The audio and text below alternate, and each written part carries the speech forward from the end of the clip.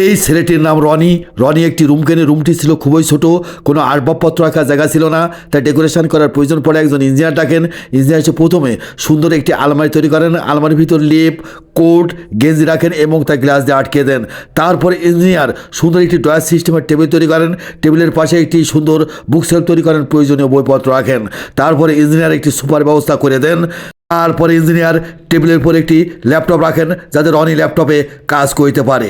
তারপরে ইঞ্জিনিয়ার সুন্দর একটি বুক সেলফ তৈরি করেন, প্রয়োজনীয় বইপত্র রাখেন এবং তা গ্লাস দিয়ে আটকে দেন।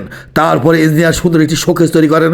শোকেসের ভিতর প্রচুর পরিমাণ পুতুল রাখেন এবং তা গ্লাস দিয়ে আটকে দেন। ঘরের মাঝখান দিয়ে পার্টিশন দিয়ে দেন এবং লাইটিংয়ের ব্যবস্থা করে দেন। ঘরের এক পাশে লোহার অ্যাঙ্গেল দিয়ে সুন্দর একটি খাট তৈরি করেন। খাটের পাশ দিয়ে সফটওয়্যার দিয়ে দেন। খাটের উপর কোমল বিছানা বিছিয়ে দেন। খাটের পাশে বক্স তৈরি করেন। বক্সের ভিতর মোবাইল চার্জের ব্যবস্থা করে দেন এবং অন্যান্য জিনিসও রাখেন।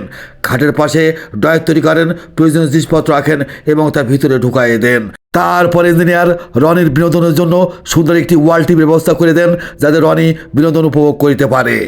টাকা না মাকে বেশি ভালোবাসেন? যদি মাকে বেশি ভালোবাসেন কমেন্ট বক্সে লিখে দিন আই লাভ ইউ মা। দয়া করে চ্যানেলটিকে সাবস্ক্রাইব করুন এবং বেল আইকনে চাপ দিন।